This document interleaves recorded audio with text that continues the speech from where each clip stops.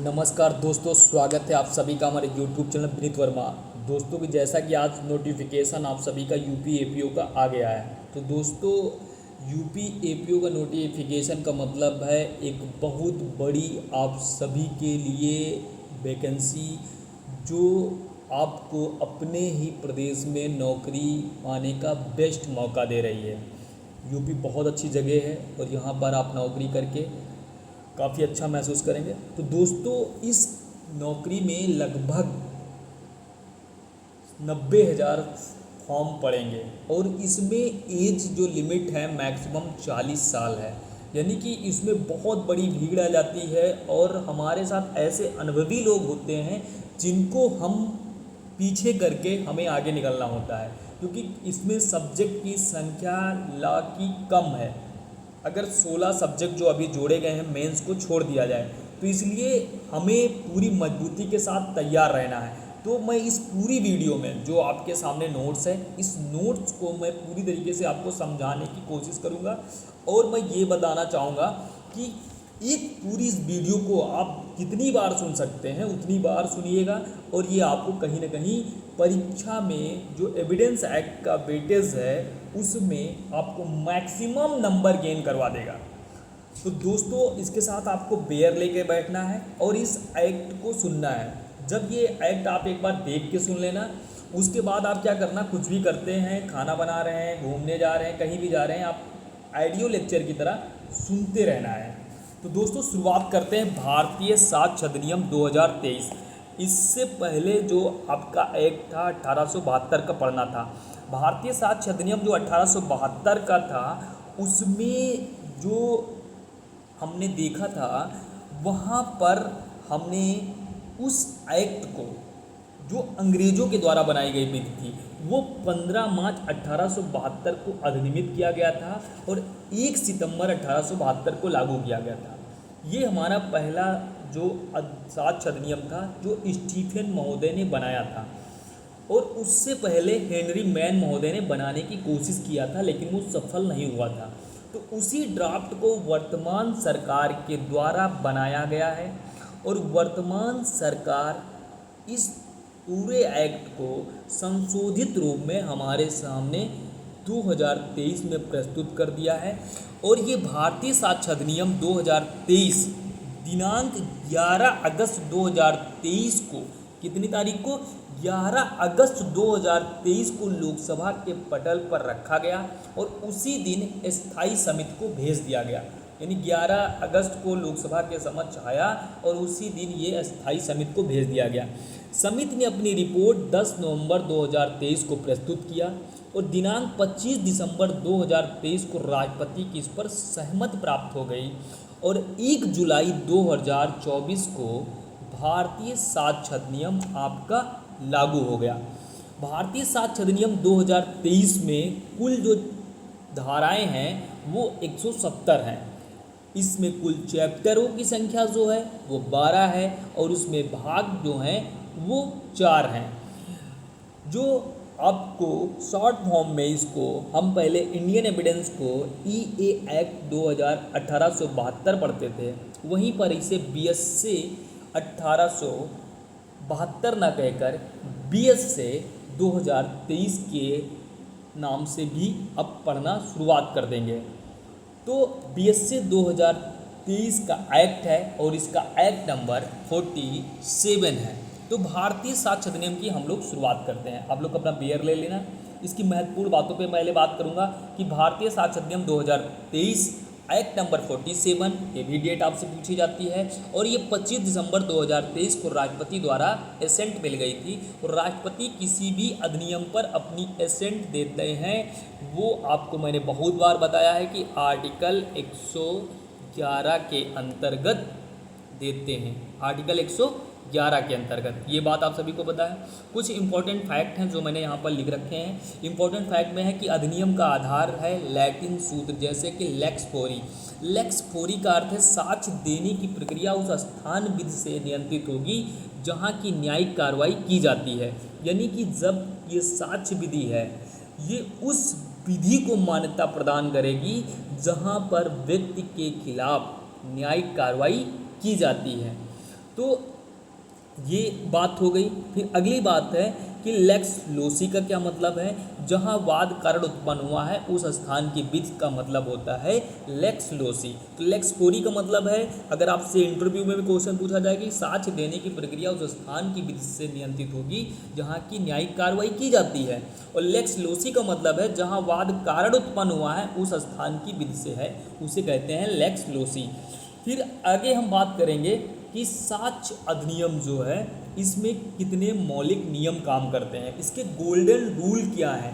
तो साक्ष्य विधि के जो गोल्डन रूल हैं वो है विवादक तथ्य तक सीमित होना। यानी कि जब भी हम साक्ष्य में बात करेंगे तो हम केवल और केवल विवादक तथ्य तक ही सीमित रहेंगे, विवादक तथ्य से अन्यथा बात नहीं करेंगे। साक्ष्य अधिनियम बनाने का सबसे महत्वपूर्ण कारण है कि हम विवादक तथ्य तक सीमित रहेंगे। अगर ए और बी के बीच अगर झगड़ा है किस लिए, लूट को लेकर, तो हम लूट तक सीमित रहेंगे ना कि अन्य बातों तक। तो अगली जो इसका रूल है वो अनुश्रुत साक्ष्य ग्राह्य नहीं होंगे, यानी कि सुनी सुनाए बातों को इसमें ग्राह्य नहीं किया जाएगा। ये बात करती है भारतीय साक्ष्य अधिनियम का दूसरा रूल। तीसरा रूल इसका है सर्वोत्तम साक्ष्य दिया जाना चाहिए, यानी किसी सब्जेक्ट मैटर को लेकर अगर किसी भी तरीके से कोई अपराध हुआ है या कोई घटना घटित हुई है तो उस घटना से संबंधित जो सर्वश्रेष्ठ साक्ष्य दिया जाना चाहिए, ये बात हो गई। तो आपसे पूछा जाएगा कि गोल्डन रूल क्या हैं, ये 4 ऑप्शन में आएंगे, इनमें से 3 ये होंगे, अगला कोई और दे दिया जाएगा। तो आपको पहचान करना होगा कि गोल्डन रूल है विवादक तथ्य तक सीमित रहना, अनुश्रुत साक्ष्य ग्राह्य करना और सर्वोत्तम साक्ष्य दिया जाना, यानी अनुसूचित साक्ष्य नहीं लिया जाएगा, सर्वोत्तम साक्ष्य दिया जाएगा और विवादक तक सीमित रहना है। ये हमारे हो गए गोल्डन रूल। तो इसके बाद हम बात करेंगे कि भारतीय साक्ष्य अधिनियम में जो नई धाराएं हैं जिनको अधिनियम में जो जोड़ी गई हैं, एक तो आपकी धारा नई जोड़ी गई है धारा 61। धारा 61 बात करती है इलेक्ट्रॉनिक या डिजिटल रिकॉर्ड की।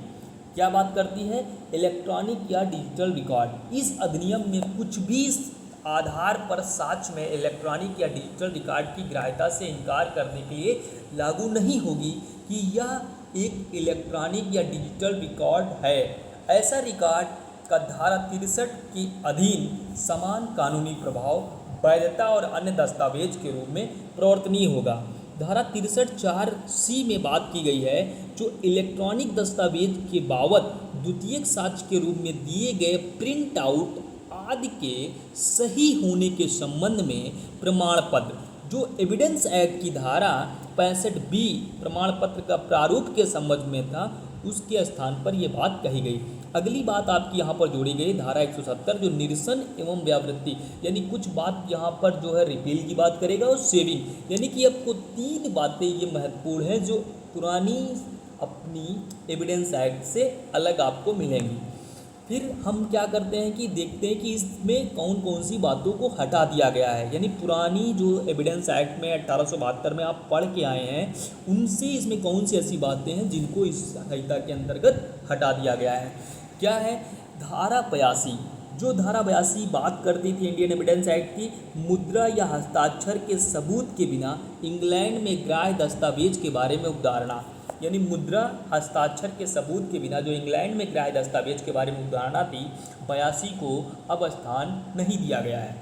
धारा 88 के अंतर्गत तार संदेशों के बारे में अवधारणा, यानी कि तार संबंधित जो संदेश थे वो बातें अब हमारी नई जो है साक्ष्य अधिनियम में नहीं रखा गया है। यानी कि धारा 113 राज्य क्षेत्र के अध्यार्पण का सबूत के बारे में बात करती है, उसको भी हटा दिया गया है। तो धारा 166 जो जूरी या असेसर के प्रश्न करने की शक्ति के बारे में था, यानी कि 4 धाराएं, एक 82 जो मुद्रा हस्ताक्षर के सबूत के बिना इंग्लैंड में ग्राह्य दस्तावेज के बारे में अवधारणा थी वो, तार संदेशों के बारे में अवधारणा जो 88 में थे उसको हटा दिया गया। धारा 113 जो राज्य के अध्यार्पण का सबूत बात करती थी, और धारा 166 जो जूरी या असेसर की प्रश्न करने की शक्ति। तो इस तरीके से आपने जो देखा कि आपकी पुरानी और नई संहिता में से क्या जोड़ा गया और क्या हटा दिया गया। अगली हम बात करेंगे कि भारतीय साक्ष्य अधिनियम की धारा 1 अब पेयर निकाल लेना। हम यहाँ पर आपको केवल और केवल इस पूरे बातों को समझाने की कोशिश करेंगे इस नोट्स के माध्यम से।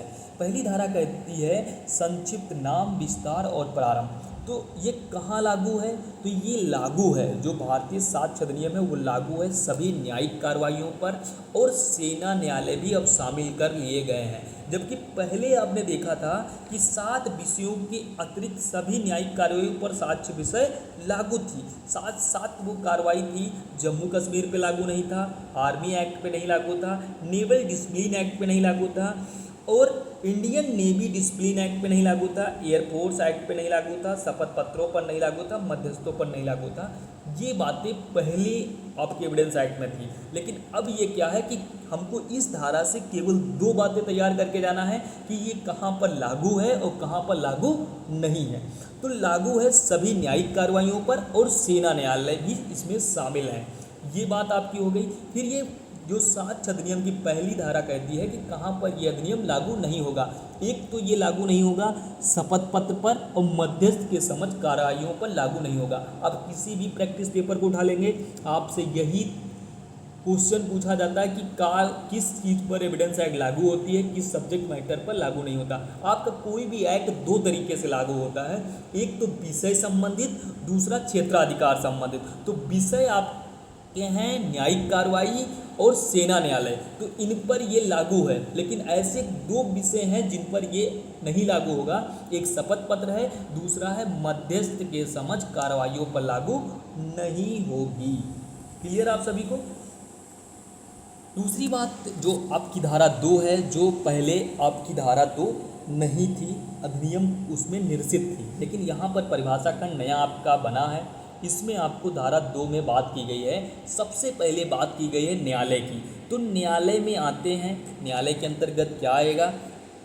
तो ए में बात की गई है कि न्यायालय के अंतर्गत सभी न्यायाधीश आते हैं, सभी मजिस्ट्रेट आते हैं, और साक्ष्य लेने के लिए वैध रूप से प्राधिकृत व्यक्ति आते हैं। तो आपको वहाँ पर क्वेश्चन आएगा कि न्यायालय के अंतर्गत क्या नहीं आता है, एक अलग सी बात होगी, तो उसी को आपको बाहर करना है। तो मध्यस्थ नहीं आते हैं, न्यायालय के अंतर्गत सभी मजिस्ट्रेट आ जाएंगे, सभी न्यायाधीश आ जाएंगे, और साक्ष्य लेने के लिए कोई भी विधि द्वारा प्राधिकृत व्यक्ति है वो भी न्यायालय के अंतर्गत आता है। न्यायालय की परिभाषा कहाँ दी गई है? 2A में। न्यायालय में क्या आती हैं? 3 चीज़ें, सभी न्यायाधीश, सभी मजिस्ट्रेट, साक्ष्य लेने के लिए वैध रूप से प्राधिकृत व्यक्ति। क्या नहीं आता है? मध्यस्थ। आप सभी को क्लियर हो गया यहाँ पर? अगली बात हम करेंगे बी, सेक्शन 2B, जो निश्चायक सबूत के बारे में बात करता है, कंक्लूसिव प्रूफ के बारे में बात करता है। साक्ष्य अधिनियम में जहाँ कहीं भी एक तथ्य किसी अन्य तथ्य का निश्चायक सबूत बताया गया है, वह न्यायालय ऐसे तथ्य के साबित हो जाने पर उस अन्य तथ्य को साबित मानेगा एवं ऐसे तथ्य को नासाबित करने के प्रयोजन से साक्ष्य दिए जाने की अनुज्ञा नहीं देगा। यानी कि ये कहना चाह रहे हैं कि जहाँ पर अधिनियम में एक तथ्य किसी अन्य तथ्य का निश्चायक सबूत है, यानी कि कोई बात कही गई है, उस मामले में वो फैक्ट एकदम निश्चायक सबूत है, वह न्यायालय ऐसे तथ्य के साबित हो जाने पर उससे अन्यथा बात नहीं मानेगा। यानी कि ऐसे तथ्य को नासाबित करने के प्रयोजन से साक्ष्य दिए जाने की अनुज्ञा नहीं देगा। जैसे कि आप पुरानी जब संहिता पढ़ते थे, उसमें धारा 112 दी गई थी, जो निश्चायक सबूत के बारे में बात करती थी कि अगर कोई भी व्यक्ति वैवाहिक स्थिति के दौरान, अगर पति पत्नी के बीच अगर कोई संतान जन्म लेती है, तो उसकी जन्म के बारे में ये उद्धारणा किया जाएगा कि उन दोनों का ही पुत्र है, किसी अन्य का नहीं माना जाएगा। उस बात की हम क्या करेंगे? निश्चायक वो बात होती है और उसको हम देखेंगे। वर्तमान की जो संहिता है, संहिता की धारा 116, इस पे आप लिंक कर सकते हैं, जो कहती है कि विवाहित स्थिति के दौरान जन्म होना धर्मज तत्व का निश्चायक सबूत है। यानी कि कोई भी व्यक्ति है जिसकी एक जो वैवाहिक स्थिति के दौरान अगर उससे कोई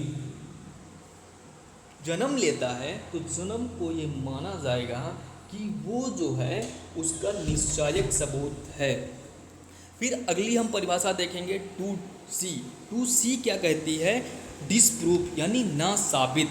जब न्यायालय अपने समक्ष विषयों पर विचार करने के पश्चात या तो यह विश्वास करता है कि उसका अस्तित्व नहीं है या उसके अनस्तित्व का इतना अतिसंभाव्य समझे कि उस विशिष्ट मामले की परिस्थितियों में किसी प्रज्ञावान व्यक्ति को इस अनुमान पर कार्य करना चाहिए कि उस तथ्य का अस्तित्व नहीं है। यानी कि ना साबित ने बताता है कि अगर हम न्यायालय के समक्ष जा रहे हैं तो न्यायालय को ये विश्वास हो जाए कि जो फल तथ्य आप कह रहे हो वो है ही नहीं, या इतना अति संभाव्य समझने लगे कि उस विशिष्ट जो मामला है जिसके बारे में आप कहने गए हो, एक सामान्य प्रज्ञावान व्यक्ति का भी अनुमान कार्य करने लगे कि उस तथ्य का अस्तित्व नहीं है, तो माना जाएगा ये बात ना साबित हो गई। कहाँ पे बात की गई है? 2C में बात की गई है। 2A में आपने न्यायालय में देखा, 2B में आपने कंक्लूसिव प्रूफ यानी निश्चायक सबूत के बारे में देखा, और 2C में देख लिया है ना साबित। 2D में बात की गई है डॉक्यूमेंट की। डॉक्यूमेंट को हम BNS की जो सेक्शन है 2.8 के साथ भी देख सकते हैं, क्योंकि डॉक्यूमेंट वहाँ पर भी बात की गई है। तो दस्तावेज के अंतर्गत क्या आएगा उसके बारे में क्वेश्चन झोली भर के बने हैं, आप सभी को याद रखना है।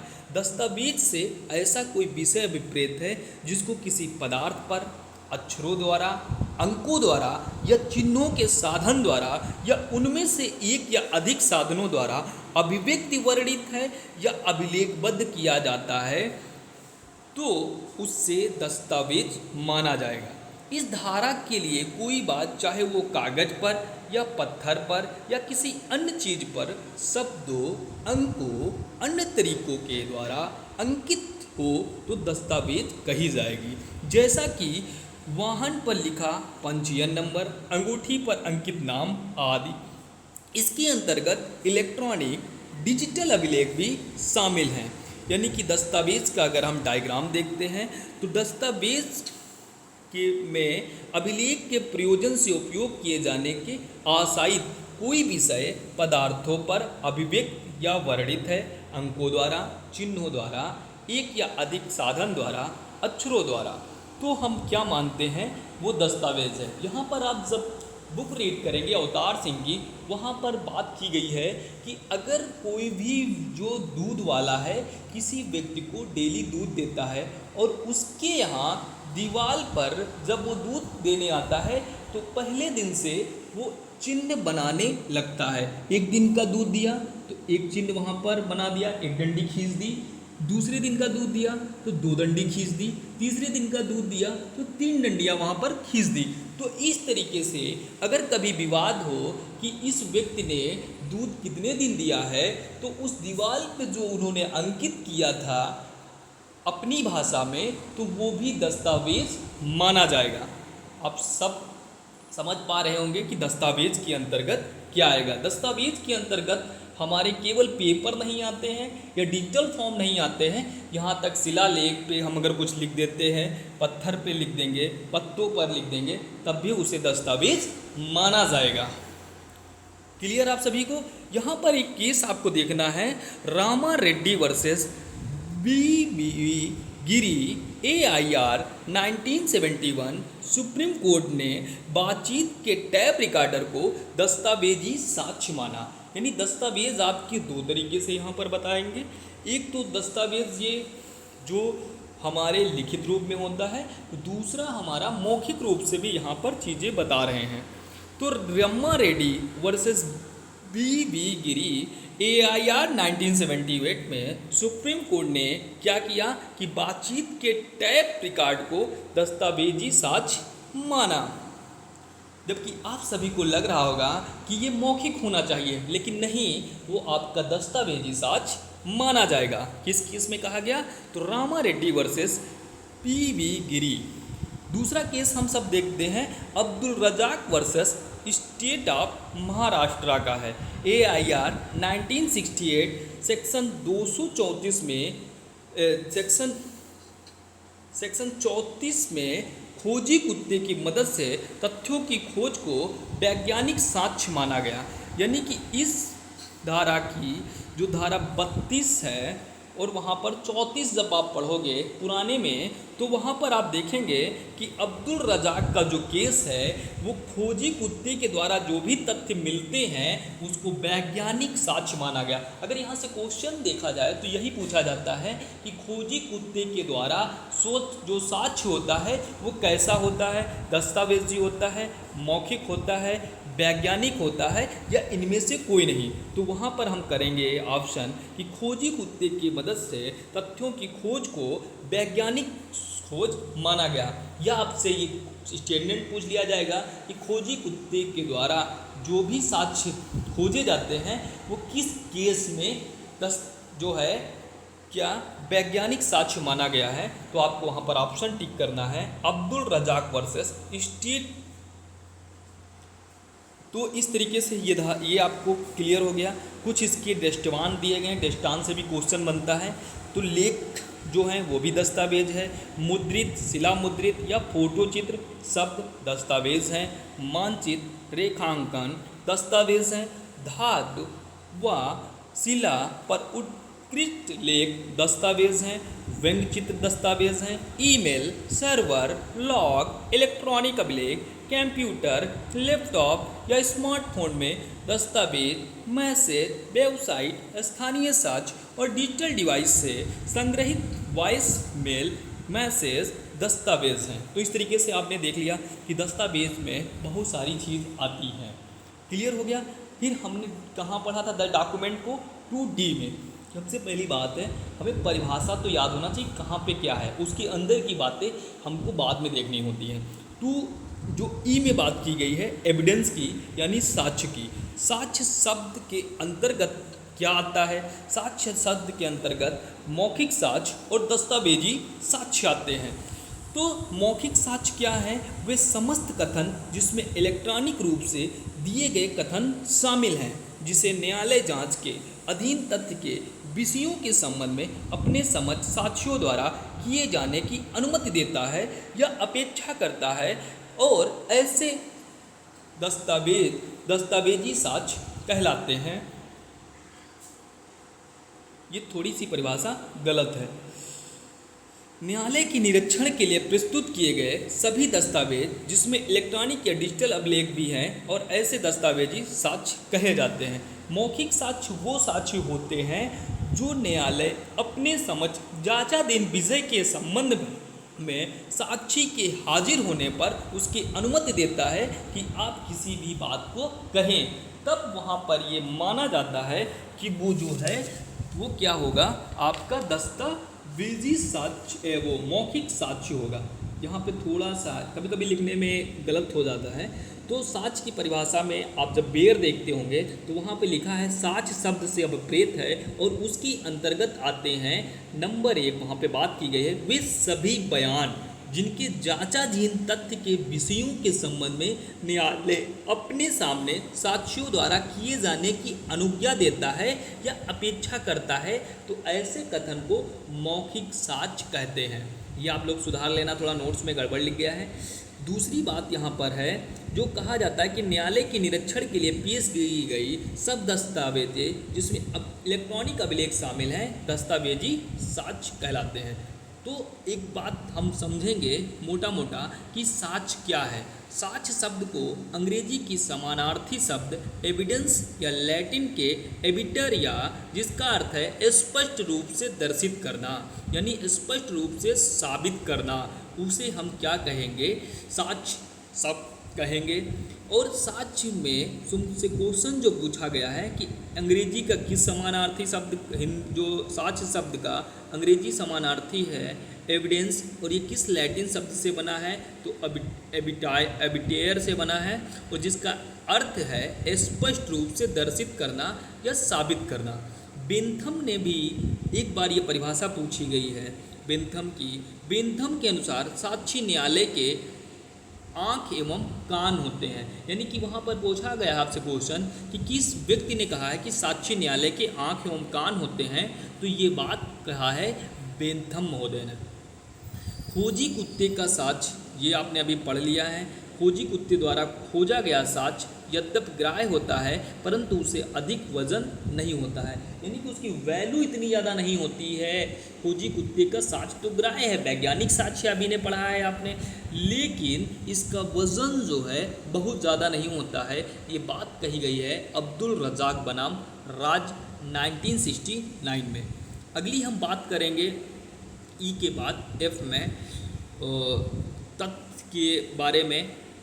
तथ्य आपके जो हैं कितने प्रकार के हैं? तथ्य आपके दो, एक तो भौतिक तथ्य, दूसरा मनोवैज्ञानिक तथ्य। ऐसी कोई वस्तु, वस्तु की अवस्था या वस्तुओं का संबंध जो इंद्रियों द्वारा बोधगम्य हो, जिसको इंद्रियों द्वारा हम पहचान सकें, जान सकें, महसूस कर सकें, वो सारी बातें क्या हो जाएंगी? आपकी भौतिक तथ्य हो जाएंगे। मनोवैज्ञानिक तथ्य क्या है? कोई मानसिक दशा जिसका बोध किसी व्यक्ति को हो, जैसे कि टेस्ट, स्मेल, और आप देखते हैं कोई टच करता है तो जिसको हम देख सकते हैं, तो ये सारी चीज़ें क्या हो गई? मानसिक तथ्य हो गए। तो तथ्य आपको दिया गया है, लेकिन तथ्य से आप जो है वहाँ पर जो एग्जाम्पल आपके पेयर में दिए हैं उनको भी देख लेना, क्योंकि वहाँ से भी क्वेश्चन बनता है। जैसे कि वहाँ पर एक एग्जाम्पल दिया है ए कि ए की अमुक स्थान में अमुक क्रम से अमुक पदार्थ व्यवस्थित है, एक तथ्य है। यानी कि अगर आप देख रहे हैं, आप सब अपने क्लास में देख ले रहे हैं कि ऊपर जो आपका एक पंखा लगा हुआ है वो आपका छत से लगा हुआ है, इस समय चल रहा है या बंद हो रहा है, ये सारी बातें क्या हो जाएंगी? तथ्य हो जाएंगे। या मानसिक का आप देख लोगे कि या किसी मनुष्य ने कुछ सुना है, देखा है, ये भी एक तथ्य हो गया। या किसी मनुष्य ने अमुक शब्द कहे, एक तथ्य हो जाएगा। तो इस तरीके से किसी भी व्यक्ति की राय, ये भी आपका तथ्य है। तो इस तरीके से आप क्या करना, ये सारी बातें तथ्य के एग्जाम्पल में जो वहाँ पर दृष्टांत दिए गए हैं, इलिस्ट्रेशन दिए गए हैं, उनमें आप पढ़ लेना, यहाँ से भी क्वेश्चन बना है। विवादक तथ्य क्या है? तो विवादक तथ्य क्या है? फैक्ट इन इशू क्या है? इससे हम देखते हैं कि ऐसा कोई भी तथ्य आता है जो स्वयं से या अन्य तथ्यों से संबंध में है, स्वयं से या अन्य तथ्यों से संबंध में है, या जुड़ा हुआ है। क्या जुड़ा हुआ है? अधिकार, दायित्व या निर्योग्यता, जिसका किसी वाद या कार्रवाई में या दृढ़ कथन किया गया है तो उसके बारे में इनकार करता है। तो उसके इनकार करने का है अस्तित्व, अनास्तित्व, प्रकृति या विस्तार की उत्पत्ति अवश्य में होती है। यानी कि यहाँ पर आपसे कहना चाह रहे हैं, अगर एक व्यक्ति किसी बात को कहता है कि ए ने बी की हत्या किया है, तो ए ने किसकी हत्या किया है? बी की हत्या किया है। तो एक व्यक्ति कहता है कि बी ने हत्या नहीं किया है, ठीक है। तो एक व्यक्ति कह रहा है कि हत्या हुई है, एक ने कहा है नहीं किया। तो ये विवाद का तथ्य क्या बन गया? विवादक तथ्य क्या बन गया? वही बात बन गई, हत्या किसने की है। तो इस तरीके से वो हम जब इसकी परिभाषा को देखते हैं तो परिभाषा में जो बात की गई है कि विवादक तथ्य से अभिप्रेत और इसके अंतर्गत आता है ऐसा कोई भी तथ्य जिसे अकेले से ही या अन्य तथ्यों के संसंग में किसी ऐसे अधिकार, दायित्व या निर्योग्यता के जिसका किसी वाद या कार्रवाई में व्याख्यान या प्रत्याख्यान किया गया है, अस्तित्व, अनास्तित्व, प्रकृति या विस्तार की उत्पत्ति अवश्यमेव होती है, तो उसे क्या कहा जाता है? विवादक तथ्य। तो सिविल एवं दांडिक मामलों में विवादक तथ्य, सिविल मामले में सीपीसी के आदेश 14 नियम 1 से 7 तक के अधीन विवादकों को निर्धारित करने की प्रक्रिया द्वारा विवादक तथ्यों को निश्चित किया जाता है। किंतु दांडिक मामलों में बीएनएस के जो बीएनएसएस के चैप्टर 20 के अधीन अभियुक्त के विरुद्ध लगाया गया आरोप ही विवादक तथ्य होता है। तो आप सभी को पता है कि सीपीसी के आदेश 14 के नियम 1 से 7 तक के अधीन विवादकों का निर्धारण किया जाता है और बीएनएसएस के चैप्टर 20 के अधीन अभियुक्त के विरुद्ध लगाया गया आरोप भी विवादक तथ्य होता है। आप सभी को क्लियर हो गया होगा। आगे हम बात करेंगे उपधारणा कर सकेगा, उपधारणा करेगा, जो जा और में परिभाषित है। उपधारणा कर सकेगा, तो उपधारणा कर सकेगा की बात कहाँ पे की गई है, से क्या समझते हैं कि न्यायालय या तो ऐसे तथ्य को साबित हुआ मान सकेगा जब तक कि वह ना साबित नहीं किया जाता है या उसके सबूत की मांग कर सकेगा, तो उसे कहा जाएगा उपधारणा कर सकेगा। उपधारणा करेगा यानी कि न्यायालय ऐसे तथ्य को साबित मानेगा जब तक कि वह ना साबित नहीं किया जाएगा। ये आप सभी ने देख लिया। फिर निर्दोषता की उपधारणा, आपराधिक मामले में यह उपधारणा कि इसकी विपरीत स्थापित न हो जाए निर्दोष है, या अक्सर कहा जाता है कि एक निर्दोष व्यक्ति को पीड़ा झेलने से बेहतर है कि 10 दोषी व्यक्ति बच जाएं। यदि अभियुक्त के दोषी होने के बारे में उचित संदेह का कोई तथ्य नहीं है तो उस संदेश का लाभ उसे मिलना चाहिए। ये बात कही गई थी सरवन सिंह बनाम पंजाब राज्य AIR 1957। फिर हम बात करेंगे एक बात में मिथ्या है तो हर बात में मिथ्या है।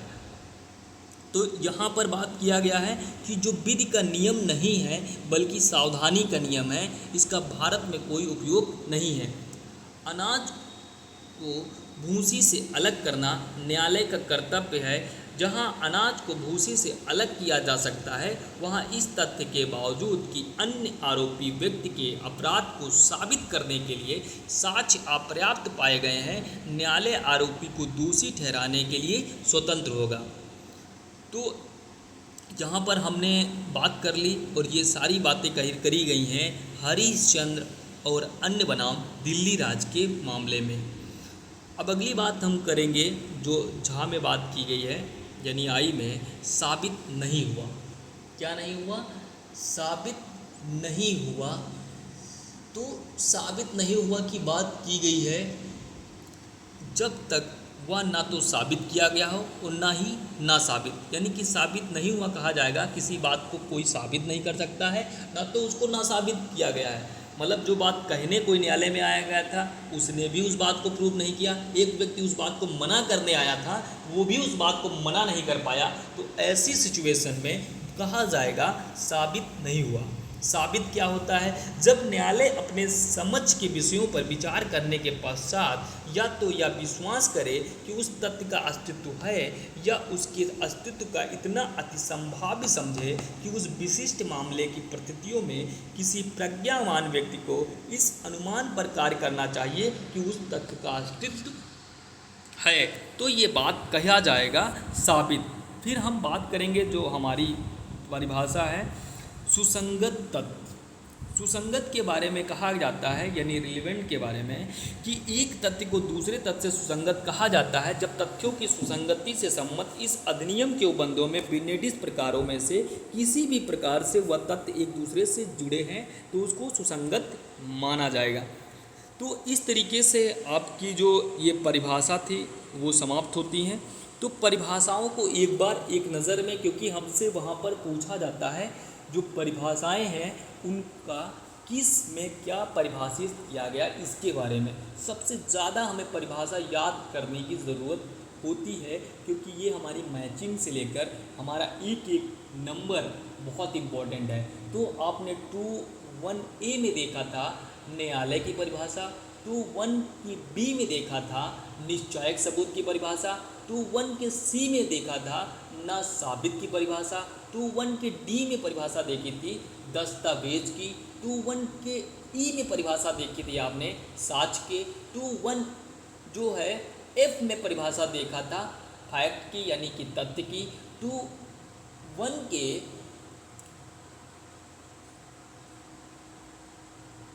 G में आपने देखा था तथ्य की परिभाषा, 2(1) के H में परिभाषा देखा था विवादक तथ्य में, I में आपने परिभाषा देखा था उपधारणा कर सकेगा, J में आपने देखा साबित नहीं हुआ, K में आपने देखा कि साबित, और जो अंतिम धारा थी L में आपने देखा सुसंगत यानी कि रिलेवेंट की बात देखा है। यानी कि ये सारी आप चीज़ों को एक बार देख लेना और ये याद करके जाना। फिर आपको मैंने जो परिस्थिति जन साक्ष्य के जो 5 स्वर्णिम नियम हैं उसको मैं पहले बता देना चाहता हूँ। शरद बिरधी चंद शारदा बनाम महाराष्ट्र राज्य एवं हनुमान बनाम मध्य प्रदेश राज्य 1952 में 5 स्वर्णिम सिद्धांत उल्लेख किया गया था। ये नियम इस प्रकार हैं, जो परिस्थिति जनसाक्ष्य के बारे में 5 स्वर्णिम नियम होते हैं जो आपको मेंस के एग्ज़ाम में ज़रूर लिखना होता है। तो इसमें पहली बात की गई है कि जिस परिस्थिति में अपराध का निष्कर्ष निकाला जाना है वह पूरी तरह से स्थापित होना चाहिए। यानी कि जिन परिस्थितियों के बारे में हम कोई परिस्थिति बताकर अगर न्यायालय में किसी बात को साबित करना चाहते हैं तो उस परिस्थिति में अपराध का निष्कर्ष निकाला जाना वह पूरी तरह से स्थापित होना चाहिए, तभी हम परिस्थिति जन्य साक्ष्य को न्यायालय में ग्राह्य करेंगे। दूसरी बात कहता है कि इस प्रकार स्थापित तथ्य केवल अभियुक्त के अपराध की परिकल्पना के अनुरूप होना चाहिए। यानी कि अभियुक्त जो अपराध की परिकल्पना की गई है उसी के अनुरूप होगा, तभी परिस्थिति जनसाक्ष्य आपका क्या होगा, कोर्ट में रिलेवेंट होगा। परिस्थिति जनसाक्ष्य जो है निर्णायक प्रकृति एवं प्रवृत्ति का होना चाहिए। यानी कि उसमें जो बात आप परिस्थितियों की बात कर रहे हो वो मामले को डिसाइड करने वाला होना चाहिए, तभी आपका परिस्थिति जनसाक्ष्य न्यायालय में ग्राह्य होना चाहिए। सिद्ध की जाने वाली परिकल्पना को छोड़कर प्रत्येक संभावित परिकल्पना को बाहर कर देना चाहिए। यानी कि परिस्थिति जनसाक्ष्य को ग्राह्य के मामले में न्यायालय को यह ध्यान रखना है कि जो सिद्ध करने की जो संभावित परिकल्पना है उसको बाहर करना है, केवल सिद्ध की जाने वाली जो परिकल्पना है उसको ही हमें रिलेवेंट लेना है। पांचवी बात है कि साक्ष्यों की एक श्रृंखला इतनी पूर्ण होनी चाहिए कि अभियुक्त की बेगुनाही के अनुरूप निष्कर्ष के लिए कोई उचित आधार न छूटे और यह दर्शा जाए कि सभी मानवीय संभावनाओं में वह कार्य अभियुक्त द्वारा ही किया गया। यानी कि जो भी हम परिस्थितियों की बात कर रहे हैं तो उन परिस्थितियों की कड़ी को टूटना नहीं चाहिए, और अगर उसमें टूट गई कड़ी तो उसको ग्राह्य नहीं माना जाएगा। यानी परिस्थिति जनसाक्ष्य के जो गोल्डन रूल हैं, यानी कि जब भी न्यायालय किसी परिस्थिति के आधार पर किसी व्यक्ति को दंडित करने जा रही है तो इन चीज़ों को ध्यान में रखकर ही उस परिस्थिति जनसाक्ष्य को न्यायालय में ग्राह्य बनाना है। क्लियर हो गया यहाँ तक बात? फिर हम बात करेंगे धारा 2 में जो लास्ट है कि शब्द एवं पद जो परिभाषित नहीं है उनका अर्थ वही होगा जो बीएनएसएस 2023 और आईटी एक्ट 2000 में परिभाषित किया गया। ये कभी कभी क्वेश्चन पूछ लिया जाता है कि जिन भी शब्दों को भारतीय साक्ष्य अधिनियम 2023 में परिभाषित नहीं किया गया तो इन कहाँ से, अगर कोई शब्द यहाँ पर जो हमें समझ में नहीं आएगा जिसकी परिभाषा हमको अगर समझनी होगी तो उसको किन एक्टों के माध्यम से समझना होगा, तो बीएनएसएस 2023 आईटी एक्ट 2000 से समझा जाएगा। क्लियर है यहाँ तक? अगली हम पर बात करेंगे, अगले चैप्टर की बात करेंगे जो आपका भाग 2 है, अध्याय 2 है, तथ्यों की सुसंगति। तथ्यों की सुसंगति। तो इस चैप्टर को पढ़ने से पहले आप देखेंगे कि इसके कुछ भाग बना दिए गए हैं, यानी कि आपको इस टाइटल के आधार पर कुछ चीज़ें दे दी गई हैं। तो पहला टाइटल है तथ्यों की सुसंगति, जिसमें धारा 1 है आपकी 3, विवादक तथ्यों और सुसंगत तथ्यों का साक्ष्य दिया जा सकेगा। तो पहली बात है कि केवल और केवल एविडेंस एक्ट में जो धारा 3 के आधार पर अगर देखा जाए तो एविडेंस यानी साक्ष्य केवल दिया जा सकता है, विवादक तथ्यों और सुसंगत तथ्यों का साक्ष्य दिया जाएगा और किसी बात का यहाँ पर नहीं दिया जाएगा। फिर यहाँ पर एक टाइटल लिखा होगा, आपने देखा होगा अपनी बेयर में, निकटता से संबद्ध तथ्य। अब निकटता से संबद्ध तथ्य में जो बात की गई है धारा 4 से 14 तक, ये आपको देखना है। फिर बात की गई है स्वीकृतियों की बात की गई है धारा 15 से 24 तक 25 तक। और उसके बाद अगला जो टाइटल यहाँ पर डाला गया है उन व्यक्तियों के कथन जिन्हें साक्षी के रूप में बुलाया नहीं जा सकता, उनकी बात की गई है धारा 26 और 27 में। फिर अगली बात इस टाइटल में की गई कि विशेष परिस्थितियों में किए गए कथन, तो इसमें बात की गई है 28 से 32 तक। कुछ विशेष परिस्थितियाँ होंगी जिनमें कथन किया जाएगा, उनके बारे में बात कही गई है 28 से 32 तक। और फिर बात की गई है किसी कथन में से कितना साबित किया जाए, ये बात की गई है धारा 33 में। फिर न्यायालय के निर्णय कब सुसंगत है, इसके बारे में बात की गई है 34 से 38 तक। फिर बात की गई है कि अन्य व्यक्तियों की राय कब सुसंगत होती हैं, तो वो बात की गई है 39 से 45 तक। फिर अंतिम बात कही गई है टाइटल के अंतर्गत, सील कब सुसंगत है, जो 46 से 50। तो पहले आपको ये डायग्राम बना लेना है अपने पास, जो भी नोटबुक होगा, कि सुसंगति के विषय में भाग 2 है। भाग 2 के अंतर्गत जो बात की गई है धारा 3 से 50 तक। भाग 2 के अंतर्गत एक अध्याय है केवल और केवल 2, जो सबसे बड़ा अध्याय है। एक बार पूछा भी गया था कि सबसे बड़ा एविडेंस एक्ट का चैप्टर कौन सा है, तो ये भी आपको याद रखना, चैप्टर नंबर 2 जो बात करता है 3 से 50 तक। इसको जो बांट के पढ़ सकते हो, तो एक तो निकटता से संबंध तथ्य के बारे में 4 से 14, एक आप स्वीकृत के बारे में 15 से 25, फिर उन तथ्यों का जिन्हें साक्षी के रूप में बुलाया नहीं जा सकता है 26 से 27, विशेष परिस्थितियों में किए गए कथन 28 से 32 तक आप बात कर सकते हो। किसी तथ्य में कितना साबित किया जाएगा 33, ये अलग आप एक डायग्राम बना सकते हो। और न्यायालय के निर्णय कब सुसंगत हैं 34 से 38, और अन्य व्यक्तियों की राय कब सुसंगत है 39 से 45, और सील का सुसंगत 46 से 50। तो एक डायग्राम बनाओगे तो उसमें आप देखेंगे कि 1 और 2 और 3 4 5 6 7 8 आप देखेंगे कि इसके जो टाइटल बनाए गए हैं उसके अंतर्गत बातें बताई गई हैं। तो हम आप शुरुआत करेंगे धारा 3 की, जो पहले धारा 5 हुआ करती इसलिए क्योंकि अब वो हमारा एक्ट हमारे समझ नहीं रह गया। उसमें क्या बात कही गई थी इसको हम देखते हैं। तो बेयर आप सभी लोग निकाल लीजिए, क्योंकि बेयर का बहुत अच्छा रोल है यहाँ पे तो इस नोट्स में उतनी चीज़ें भले ही नहीं हैं, लेकिन फिर भी मैं आपको बताने की कोशिश करूँगा। धारा 5 जो पहले की थी अब 3 है, वो क्या कहती है कि विवादक तथ्यों सुसंगत तथ्यों का साक्ष्य दिया जा सकेगा। किसका साक्ष्य दिया जा सकता है? विवादक तथ्यों और सुसंगत तथ्यों का साक्ष्य दिया जा सकता है। तो कहाँ पे दिया जा सकता है? किसी वाद या कार्रवाई में प्रतीक विवादक तथ्य के और ऐसे अन्य तथ्यों को जिन्हें इसमें उसके पश्चात सुसंगत घोषित किया गया है। अस्तित्व का दिया जा सकता है, अनस्तित्व का, यानी उस चीज़ का अस्तित्व है या उस चीज़ का अस्तित्व नहीं है, इसका साक्ष्य दिया जा सकता है, किसी अन्य का नहीं दिया जा सकता है। तो ये सारी बातें कहाँ पे की गई हैं? धारा 3 में।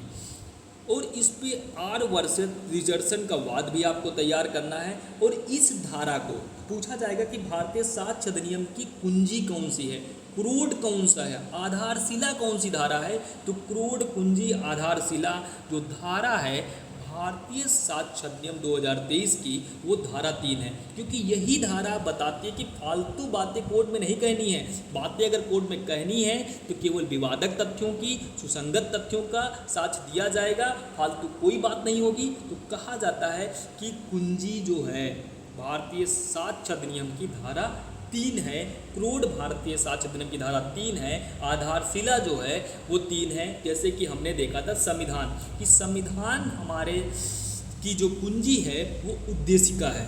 तो इसी तरीके से ये पूछा गया है क्वेश्चन यूपीएपीओ में ही कि भारतीय साक्ष्य अधिनियम की कौन सी धारा कुंजी है, क्रोड है, आधारशिला है? तो धारा 3 है। क्लियर आप सभी को? यहाँ पर आप जब जाओगे फिर आप देखते हैं कि विवादक तथ्य और सुसंगत है। तो विवादक तथ्य वह तथ्य होते हैं जिन तथ्यों पर विवाद होता है।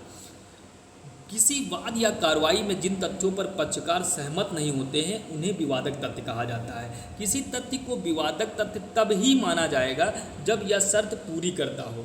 पहला यह कि उस तथ्य के बारे में पक्षकारों में मतभेद है। दूसरा यह कि वह इतना महत्व रखता हो कि उसी पर पक्षकारों के दायित्व तथा अधिकार निर्भर करते हैं। तो क्या होता है? विवादक तथ्य होता है। तो विवादक तथ्य के बारे में आप सभी जान गए कि विवादक तथ्य वह तथ्य होते हैं जिन पर तथ्यों पर विवाद होता है। विवादक तथ्य वो तथ्य होते हैं जो किसी वाद या कार्रवाई में जिन तथ्यों पर पक्षकार सहमत नहीं होते हैं उन्हें विवादक तथ्य कहा जाता है। किसी तथ्य को विवादक तथ्य तभी माना जाएगा जब वह या शर्तें पूरी करता हो।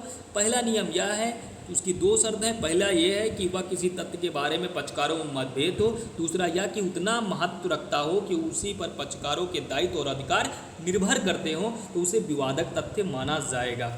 सुसंगत तथ्य क्या होता है? 2 तथ्यों के मध्य संबंध हो, यानी कि एक दूसरे के बीच संबंध हो, तब उसे सुसंगत तथ्य कहा जा सकता है। जब संबंध ऐसा हो कि एक का अस्तित्व और अनस्तित्व दूसरे पर आधारित हो, यानी कि एक की कल्पना दूसरे की कल्पना पर आधारित हो, अस्तित्व अनस्तित्व की बात की जाती है, तभी वो सुसंगत माना जाएगा। वह सभी तथ्य सुसंगत हैं जो विवादक तथ्यों के बारे में कोई युक्त उपधारणा साबित करने में सामर्थ हों। तो इस तरीके से आपने इस सेक्शन को समझा। इस सेक्शन में एक दृष्टांत है, उसको भी हम देख लेंगे। दृष्टांत ये आप देखेंगे तो लिखा है कि बी की मृत्यु कारित करने के आशय से उसे लाठी मार कर उसकी हत्या कारित करने के लिए ए का विचारण किया जाता है। यानी कि बी की मृत्यु कारित करने के आशय से उसी लाठी मारकर उसकी हत्या कारित करने के लिए ए का विचारण किया जाता है। तो विचारण में क्या बातें होंगी? तो ए की विचारण में निम्नलिखित तथ्य विवाद है, यानी कि यहाँ पर लिखा है तनकी तलब होगा। क्या होगा कि ए का बी को लाठी से मारा, ए का ऐसी मार द्वारा बी की मृत्यु हो गई है। बी की मृत्यु कारित करने का ए का आशय था, यानी कि ए ने बी को लाठी मारा, ए वो ऐसी मार द्वारा बी की मृत्यु कारित करना, और बी का आशय भी ऐसी मृत्यु कारित करने का था। तो ये सारी बातें आपने देखा, क्या होगा? विवाद होगा। इसी प्रकार से इसमें जो दूसरा दृष्टांत है आप सभी एक बार पढ़ लेना। तो इसका मैं अगर संक्षिप्त में मैं बताऊं तो भारतीय साक्ष्य अधिनियम की जो धारा 3 है साक्ष्य विधि की आधारशिला है, और इस धारा के अनुसार केवल विवादक एवं सुसंगत तथ्यों का साक्ष्य दिया जाएगा। इस धारा का जो मुख्य उद्देश्य है साक्ष्यों को क्षेत्र को सीमित करना है। इसके बारे में कनिंगम महोदय ने कहा है कि इस धारा का बल अंत के शब्दों में है। अंत के शब्दों से तात्पर्य है कि किन्हीं अन्यों का साक्ष्य नहीं दिया जाएगा, यानी कि सुसंगति ग्राह्यता की परख अथवा कसौटी है। इस बारे में अगर पूछा गया है कि सुसंगति जो है ग्राह्यता की परख अथवा कसौटी है, ये बात जो कही गई है न्यायाधीश धारा 136 के अनुसार पूछ सकता है कि पेश किए जाने वाला तथ्य कैसे सुसंगत है। तो ये सारी बातें आपकी हो गई जो धारा 3 से संबंधित थी। अगली हमारी धारा है जो मोस्ट इम्पॉर्टेंट है, प्री मेंस इंटरव्यू हर एक तरीके से। इस धारा को पढ़ने के लिए आप सभी को अंग्रेज़ी नियम को भी देखना है कि इसके बारे में अंग्रेज़ी नियम क्या है, इससे संबंधित रिलेवेंट केस क्या है, तो आप सब देखें। तो इस धारा को जब आप देखते हैं तो ये धारा क्या कहती है? धारा 4 एक ही समव्यवहार के भाग होने वाले तथ्यों की सुसंगति, यानी कि एक ही समव्यवहार के भाग होने वाले तथ्यों की सुसंगति, यानी relevancy of fact forming part of same transaction. इसकी बात कहाँ पे की गई है? सेक्शन 4 में। तो यह धारा रेजेस्टे के सिद्धांत पर आधारित है। रेजेस्टे का शाब्दिक अर्थ है संबंधित तथ्य। इस धारा के अनुसार वे तथ्य जो एक ही समव्यवहार का भाग माने जाते हैं रेजेस्टे कहलाते हैं। इस धारा के अनुसार वे तथ्य जो विवादक ना होते हुए विवादक तथ्यों से इस प्रकार सशक्त जुड़ा है कि वे एक ही समव्यवहार का भाग हैं, वो तथ्य सुसंगत है, चाहे वह उसी समय और उसी स्थान पर या भिन्न स्थानों पर घटित हुए हों। रेजेस्टे का सिद्धांत अनुश्रुत साक्ष्य का अपवाद है। ये भी क्वेश्चन पूछा जाता है कि रेजेस्टे का सिद्धांत किसका अपवाद है? तो अनुश्रुत साक्ष्य का अपवाद है। सेक्शन आपने देख लिया कि जो तथ्य विवादक ना होते हुए भी किसी विवादक तथ्य इस प्रकार सख्त है जुड़ा है कि एक ही समव्यवहार के भाग हैं, वे तथ्य सुसंगत हैं, चाहे वो उसी समय स्थान या भिन्न समयों पर घटित या स्थान पर हुआ हो। इसके बारे में R.M. मालकानी वर्सेस महाराष्ट्र का केस आप सभी को देख लेना है। रेजेस्टे का जो सिद्धांत है वो अनुश्रुत साक्ष्य का है। तो यहाँ पर क्या बात की गई है? जब आप इसकी परिभाषा को जो इसकी धारा को देखेंगे, जो तथ्य विवादक ना होते हुए, यानी कि वो क्या है? विवादक नहीं है फिर भी किसी विवादक तथ्य से जुड़ा है, यानी कि जुड़े हुए हैं, विवादक नहीं है कोई तथ्य, लेकिन वो क्योंकि अभी आपको धारा 3 यही बताई है कि विवादक तथ्य का ही साक्ष्य दिया जाएगा या तो सुसंगत तथ्य का दिया जाएगा, लेकिन ये कहता है कि जो विवादक ना है उस होते हुए भी किसी विवादक तथ्य से इस प्रकार जुड़ा है कि एक ही समव्यवहार का भाग है, तो वे तथ्य सुसंगत हैं, चाहे वे उसी समय हुए हों, उसी स्थान पर जुड़े हों या विभिन्न समयों या स्थानों पर घटित हुए। जैसे कि क्या किया कि ए ने बी की गोली मार के हत्या कर दिया, ए ने बी की क्या मार दिया? गोली मार के हत्या कर दिया। अब ये बात एक बात हो गई। दूसरी बात है कि जब ए ने बी की गोली मार के हत्या कर दिया, उसी समय एक व्यक्ति वहाँ से गुजर रहा था और उसने उस बाइक से गुजर रहा था और उस व्यक्ति ने उस हत्या करते उसको देखा, तो उसने अपना एक्सीडेंट कर लिया कि घबरा गया, या उसकी सूचना किसी घर पे दे दी गई तो घर वालों ने उसके द्वारा कोई ना कोई कांड हो गया। तो इस तरीके से हम ये सारी घटनाओं को एक साथ जोड़ेंगे। जब आप इसके एग्जाम्पल को देखेंगे तो अच्छे से समझ पाएंगे। पहला एग्जाम्पल है कि बी को पीट कर उसकी हत्या करने का ए अभियुक्त है। ए या बी या पास खड़े लोगों द्वारा जो कुछ पिटाई के समय या उससे इतने अल्पकाल या कुछ समय पूर्व या पश्चात कहा या किया गया कि वह उसी संव्यवहार का भाग है, वह सुसंगत है। यानी कि जैसे कोई व्यक्ति को कोई एक ट्रक वाला ठोक के चला जाता है, और ठोक के चला जाने के बाद क्या है कि उसी समय कोई व्यक्ति गुजर रहा है, तो उसने देखा अच्छा वो वाली ट्रक वो जा रही है, वही ठोक के गई है, तो वो भी क्या हो जाएगा, रिलेवेंट हो जाएगा, सुसंगत हो जाएगा कि उसी संव्यवहार का भाग है। तो इस तरीके से हम इसको समझ सकते हैं। तो इसको हम देखते हैं कि यह धारा जो 4 है, उन तथ्यों का जो विवादक तथ्य से इस प्रकार जुड़े हैं वो एक ही संव्यवहार का भाग है, सुसंगत है। जबकि जो इससे जुड़ी जो धाराएं हैं, जो 5 आप देखेंगे, 6 देखेंगे, 7 देखेंगे और 8 दोगे, विभिन्न तरीकों को प्रदर्शित करती है कि जिनमें तथ्य एक दूसरे से इस प्रकार जुड़े हैं कि प्रमुख तथ्यों के अंश का निर्माण करते हैं।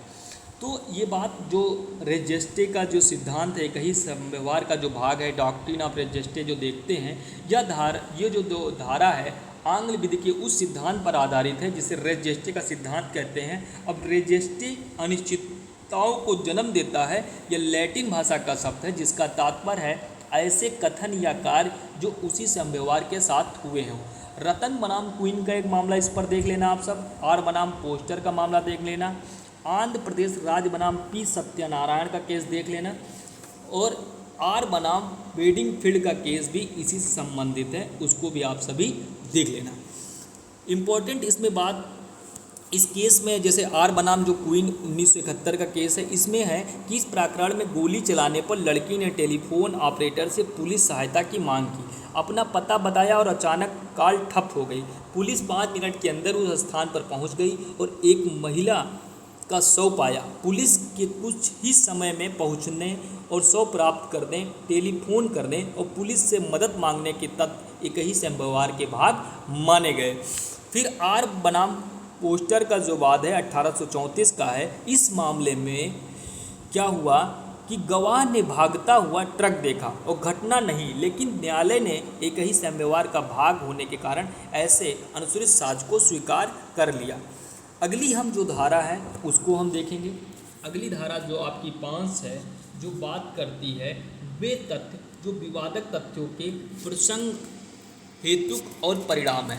तो ये धारा यही पहले आपको याद रखना कि इस धारा में जो बात की गई है 3 शब्दों की बात की गई है, प्रसंग, हेतुक और परिणाम, यानी कि फैक्ट विच आर द, जो यहाँ पर मैं बात कर रहा हूँ। तो ये धारा आपको देखना है कि वे तथ्य सुसंगत हैं, जो सुसंगत तथ्यों के या विवादक तथ्यों के क्या हैं, प्रसंग हैं, हेतुक हैं तथा परिणाम हैं, या उस वस्तु स्थिति को गठित करते हैं जिसके अंतर्गत वे घटित हुए हैं या जिनसे उनके घटित होने का संव्यवहार या अवसर दिया गया है। जब आप दृष्टांत को देखेंगे तो इस बात को अच्छे से समझेंगे। प्रश्न यह है कि क्या ए ने बी को लूटा, प्रश्न क्या है कि ए ने बी को लूटा। ये तथ्य सुसंगत है कि लूट की थोड़ी देर पहले बी अपने कब्जे में धन लेकर किसी मेले में गया और उसने दूसरे व्यक्ति को उसे दिखाया या उनमें से इस तथ्य का कि उसके पास धन है उल्लेख किया। ये सारी बातें क्या हो गई, ये एक तरीके से हेतु को दर्शित करता है। और इसके बाद हम अगली जो बात करते हैं कि प्रश्न यह है कि क्या ए ने बी की हत्या की। उस स्थान पर जहां हत्या की गई थी उसके समीप भूमि पर जो गुत्थम गुत्था से बने हुए चिन्ह सुसंगत जो हैं वो सब तथ्य हैं। ठीक है, तो ये सारी चीज़ें क्या है, ये उसका परिणाम दिखाता है। और प्रश्न यह है कि ए ने बी को विष दिया, विष से उत्पन्न कहे जाने वाले लक्षणों के पूर्व बी के स्वास्थ्य की दशा और ए को ज्ञात बी की वे आदतें जिनसे विष देने का अवसर मिला सुसंगत है।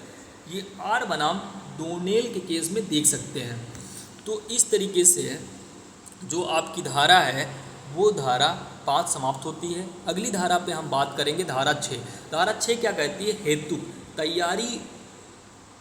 तो आपने अभी देखा था कि हेतु की परिभाषा बात की गई है धारा 5 में, लेकिन हेतु की परिभाषा बात कहाँ की गई है? धारा 6 में। ये वहाँ पे गलत हो जाता है हमसे, तो ये आप सभी को ध्यान रखना है। तो यहाँ पर बात की गई है हेतु, तैयारी और पूर्व या पश्चात का आचरण। जो धारा 5 में बात की गई है वे तथ्य के प्रसंग, हेतु और परिणाम की बात करती, लेकिन धारा जो ये 6 है ये हेतु की बात करेगी, तैयारी, पूर्व या पश्चात के आचरण के बारे में बात करती है। तो कोई भी तथ्य जो किसी विवादक तथ्य या सुसंगत तथ्य का हेतु या तैयारी दर्शित या गठित करती है, सुसंगत है। धारा 6 3 बातों पे बात करती है, हेतु, तैयारी, आचरण। हेतु यानी कि हेतु मन की वह स्थिति है जो किसी व्यक्ति को कोई करने को विवश करती है। हेतु स्वयं कोई अपराध नहीं है। केहर सिंह बनाम दिल्ली प्रशासन AIR 1988 सुप्रीम कोर्ट के मामले में सुप्रीम कोर्ट ने यह कहा कि हेतु जो मस्तिष्क की दशा है, आंदोलन, प्रतिशोधपूर्ण भावनाओं से भरा मन अपराधी नहीं है, परंतु जब अपराध पूर्ण हो चुका होता है तब अति महत्वपूर्ण हो जाता है। यानी ये कहना चाह रहे हैं कि जो मानसिक दशा है, जो या कहा कि जो हेतु जो है वो मानसिक दशा, आंदोलन हुआ, उसका जो प्रतिशोधपूर्ण उसके अंदर की भावनाएं थी, वो सारे व्यक्ति को अपराधी नहीं बनाती हैं। जब वो अपराध पूर्ण हो जाता है तब वो सारी बातें जो है महत्वपूर्ण हो जाती हैं। ये बात कहाँ पे कही गई? तो केहर सिंह बनाम दिल्ली प्रशासन में। अगला जो वाद है आर बनाम रिचर्डसन के वाद में क्या है कि इस वाद में यह तथ्य है कि अभियुक्त उस बच्चे का बाप था जो हत्या के समय मृतक महिला के गर्भ में था। सुसंगत था क्योंकि ऐसा आदमी लड़की से छुटकारा पाने हेतु रखता था। यानी कि इस मामले में आप जब पूरी कहानी पढ़ेंगे तो उसमें होता क्या है कि एक व्यक्ति ने एक महिला की हत्या की है और वो महिला पहले से प्रेग्नेंट थी, तो उस तरीके से ये इस बात का पूरा संभावना थी कि उस व्यक्ति ने उस महिला को इसीलिए मार दिया होगा क्योंकि वो अपनी कहीं ना कहीं जो उसका बाप बनने वाला था उस चीज़ों का क्या था, छिपाना चाह रहा था। तो ये एक हेतु को दर्शाता है, इसलिए इस बात को यहाँ पर रखा गया है। फिर तैयारी की बात करते हैं। किसी अपराध को पूर्ण अंजाम तक पहुँचने से पूर्व जो भी कार्य किए जाते हैं वो तैयारी है। मतलब प्रयत्न से पहले की जितनी भी चीज़ें होती हैं वो सारी बातें तैयारी होती हैं। आचरण निम्न व्यक्तियों का सुसंगत है। एक तो पक्षकार, वादी, प्रतिवादी या अभियुक्त या पीड़ित। दूसरा अभिकर्ता। स्पष्टीकरण इसके देखते हैं तो स्पष्टीकरण इसमें 3 हैं, उसको देखते हैं कि 3 बातें हैं पहले स्पष्टीकरण में कि आचरण के अंतर्गत कथन नहीं आते हैं जब तक कि ऐसे कथन उन कथनों से भिन्न कार्य के साथ और उन्हें स्पष्ट करने वाले न हों। स्पष्टीकरण 2 बात करता है, यदि किसी व्यक्ति का आचरण सुसंगत है तब उससे या किसी उपस्थित और श्रवण गोचर में किया गया कोई भी कथन जो उस आचरण पर प्रभाव डालता है सुसंगत है। आचरण सुसंगत है किसका? अभिकर्ता का, पक्षकार का। पक्षकार में आता है वादी, प्रतिवादी, अभियुक्त और पीड़ित। यहाँ तक आप सभी को क्लियर हो गया होगा। तो इस तरीके से ये धारा आपने देख लिया और इस धारा के अंतर्गत जो है RM मलकानी बनाम स्टेट ऑफ महाराष्ट्र का केस रिलेवेंट है, जो कहता है कि टेप किया गया वार्ता धारा जो है 4, 5 और 6 के अंतर्गत सुसंगत है। अगली बात हम करेंगे जो धारा आपकी 7 है। धारा 7 क्या कहती है? विवादक तथ्य या सुसंगत तथ्यों के स्पष्टीकरण या पुनर्स्थापन के लिए आवश्यक तथ्य। वे तथ्य जो विवादक तथ्य या सुसंगत तथ्य के स्पष्टीकरण या पूरा स्थापन के लिए आवश्यक हैं या जो किसी विवादक तथ्य या सुसंगत तथ्य इस द्वारा सुझाए गए अनुमान का समर्थन या खंडन करते हैं, या जो किसी वस्तु या व्यक्ति की जिसकी पहचान सुसंगत है पहचान स्थापित करते हैं, या वह समय स्थान नियत करते हैं जब वह जहाँ कोई विवादक तथ्य या सुसंगत तथ्य घटित हुई है। तो यहाँ पर जो बात है वो सिनाह की कार्रवाई की बात करता है। सिनाह की कार्रवाई इस धारा के अंतर्गत ही की जाती है। इसको जो है जब आप देखेंगे तो सिनाह की कार्रवाई में आप देखेंगे टेस्ट जो होता है आइडेंटिफिकेशन परेड के बारे में कि टीआई परेड का साक्ष्य जो है धारा 7 के अधीन ग्राह्य है या मौलिक साक्ष्य नहीं है, इसके आधार पर अभियुक्त की दोष सिद्धि नहीं की जा सकती। ये क्वेश्चन पूछा जाता है, क्या धारा 7 के द्वारा किसी व्यक्ति को दोष सिद्ध किया जा सकता है? तो अभियुक्त को दोष सिद्ध नहीं किया जा सकता। टीआई परेड का जो उद्देश्य है ये है कि ऐसे अज्ञात व्यक्ति को जिसे साक्षी ने घटना के समय देखा था उसे कई व्यक्तियों के साथ एक साइन में खड़ा करके बीच में से साक्षी के पहचानने की क्षमता के प्रश्न पर उसकी सत्यवादिता को परखा जाता है। केवल इस धारा का इतना ही प्रयोग है। सिनाह परेड किसके द्वारा ली जानी चाहिए, ये बहुत इम्पोर्टेंट है। तो रामकिशन बनाम बम्बई प्रदेश AIR 1953 के मामले में उच्चतम न्यायालय ने यह कहा कि कोई भी व्यक्ति परीक्षण सिनाह कर सकता है। उत्तर प्रदेश में यह व्यापक पद्धति है कि सिनाह की कार्रवाई मजिस्ट्रेट द्वारा की जाएगी। इसके बारे में जब हम बात करेंगे तो देखते हैं कि हमारा जो पुराना लॉ था CRPC उसमें कहाँ पर बात की गई थी सिनाह परेड की। तो ये सब आप सभी लोग देखकर एक बार हमको कमेंट बॉक्स में बताएंगे। अब अगली हम बात देखेंगे धारा 8 जो कहती है सामान्य परिकल्पना के बारे में षड्यंत्रकारी द्वारा कही गई या की गई बातें।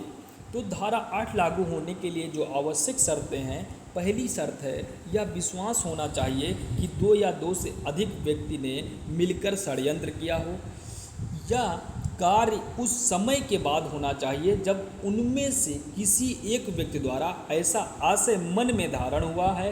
कार्य का संबंध उनके सामान्य आशय से होना चाहिए। यानी धारा 8 जो सामान्य परिकल्पना में षड्यंत्रकारी द्वारा कही गई बात या की गई बातें हैं उसको लागू होने की 3 शर्तें हैं। पहली शर्त है यह विश्वास होना चाहिए कि 2 या 2 से अधिक व्यक्तियों ने मिलकर कोई षड्यंत्र किया है। तो षड्यंत्र के बारे में जो आपकी नई संहिता है BNS में कहाँ पे बात की गई है, धारा 61 में। इसको भी आप लोग लिंक कर लें। जो IPC थी उसमें भी आप 120A और 120B को भी यहाँ पर लिख लें। तो षड्यंत्र के लिए जो आवश्यक शर्त है 2 या 2 से अधिक व्यक्ति होना चाहिए। कार्य उस समय के बाद होना चाहिए जब उनमें से किसी एक व्यक्ति द्वारा ऐसा आशय मन में धारण यानी मन में आशय धारण कर लेना चाहिए। दूसरी बात है कार्य का संबंध उनके सामान्य आशय से होना चाहिए, यानी कि सामान्य आशय जो पहले बात की गई थी आपकी धारा 34। तो यहाँ पे बात ये जो इससे रिलेवेंट जो केस है केहर सिंह बनाम स्टेट ऑफ दिल्ली एडमिनिस्ट्रेशन, इसमें जो तथ्य था एक अभियुक्त के संबंध में इस धारा को लागू करने से इनकार किया गया क्योंकि उसके साथ हत्या के लिए किए गए किसी षड्यंत्र का और उसमें संबंध होने का जो साक्ष्य पेश किया गया था वह षड्यंत्र के जो प्रथम दृष्टांत सबूत के रूप में पर्याप्त नहीं था।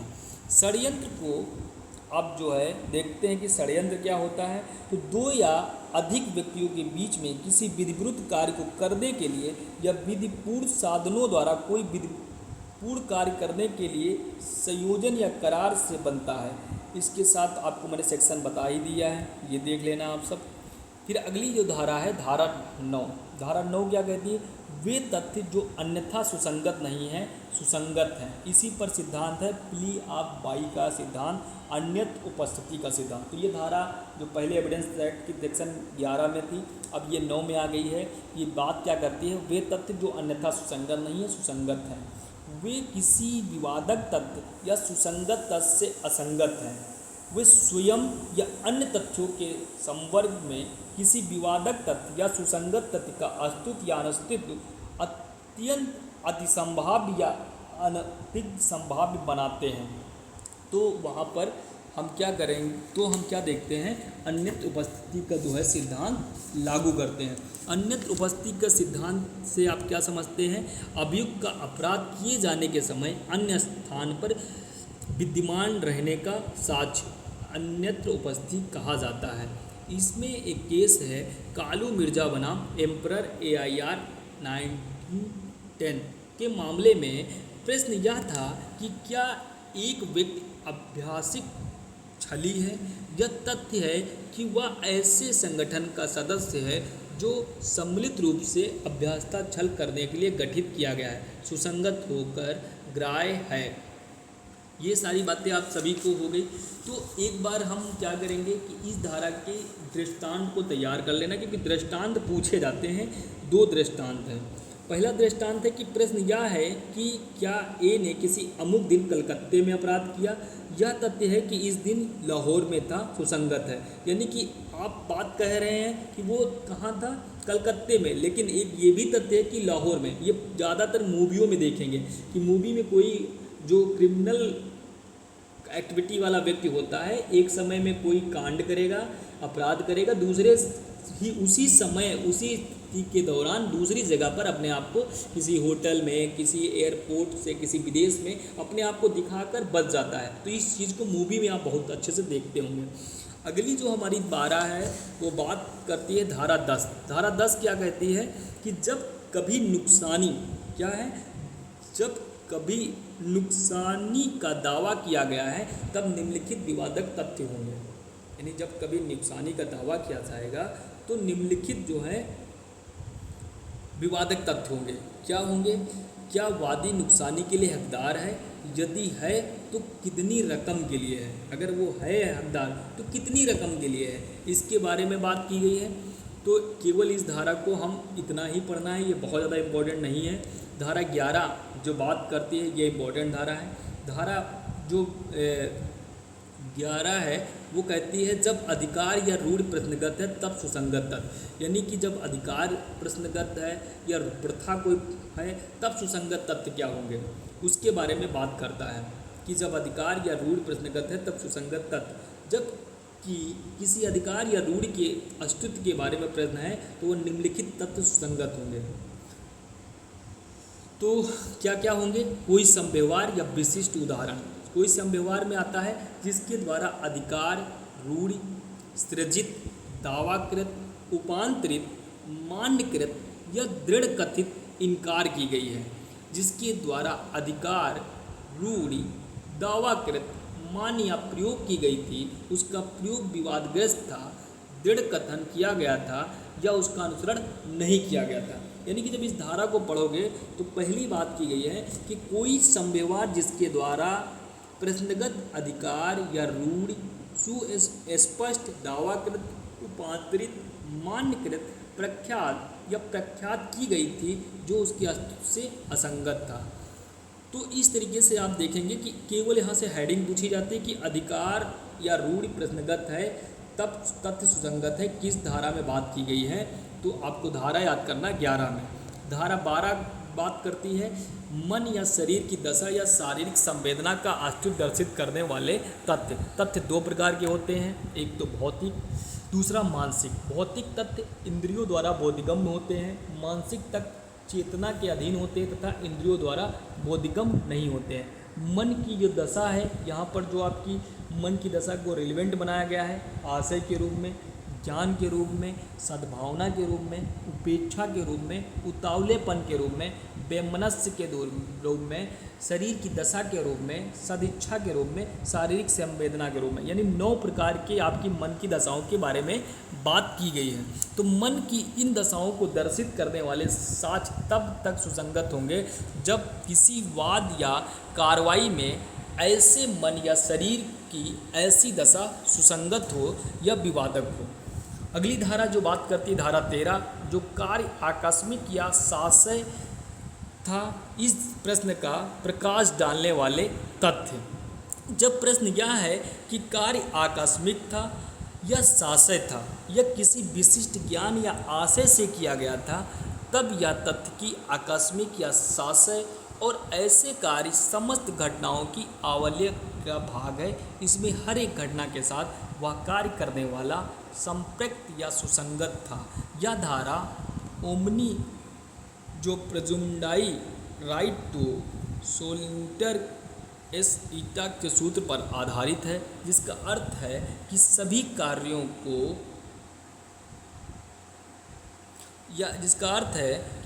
कार्यों को नियमित रूप से सही ढंग से किया जाना उपधारित किया जाना चाहिए।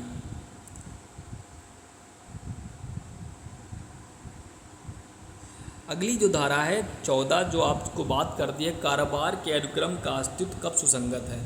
तो जब प्रश्न यह हो कि क्या कोई विशिष्ट कार्य किया गया था, तब कारोबार के ऐसी किसी भी अनुक्रम का अस्तित्व जिसके अनुसार वह कार्य संभवतः किया जाता है सुसंगत है।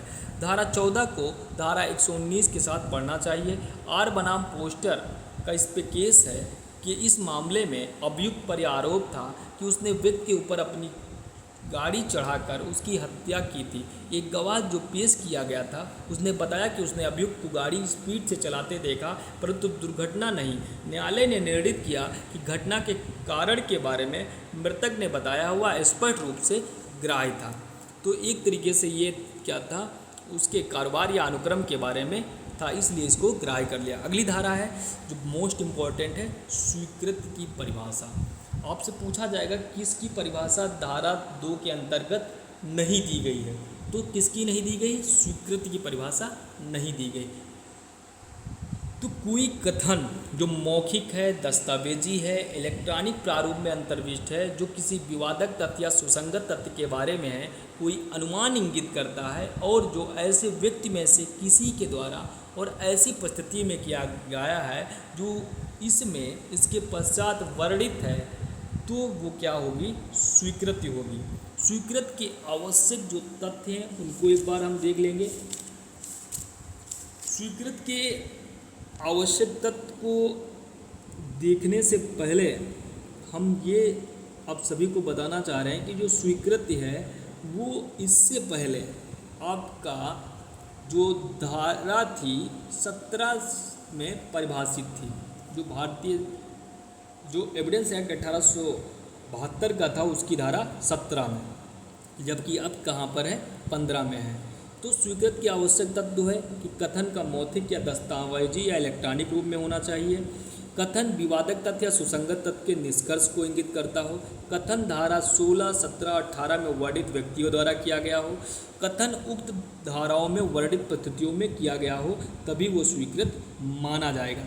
फिर बात आती है स्वीकृत कौन कर सकता है। स्वीकृत कौन कर सकता है? तो पर व्यक्ति के कथन स्वीकृत हो सकते हैं।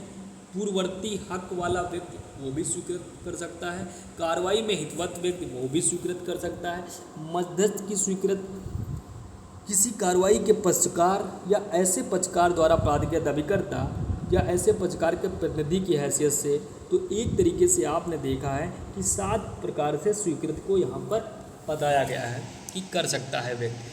किन व्यक्तियों के कथन स्वीकृत में सुसंगत होंगे, इसके बारे में बात की गई है धारा 16, 17 और 18 में। तो 16 क्या कहती है कि कार्रवाई के पक्षकार या उसके अभिकर्ता द्वारा स्वीकृत। इस धारा के अधीन निम्नलिखित व्यक्तियों के द्वारा स्वीकृत की जा सकती है: वाद के पक्षकार, व पक्षकार के अभिकर्ता, प्रतिनिधि, पर व्यक्तियों के कथन, ऐसे व्यक्ति जो वित्तीय या स्वामित्व हित रखते हैं, ऐसे व्यक्ति जिनसे पक्षकारों ने हित प्राप्त किया है, ऐसे व्यक्ति जिनको पक्षकार ना अभिव्यक्त रूप से निर्दिष्ट किया है। तो ये सारे व्यक्ति क्या होंगे?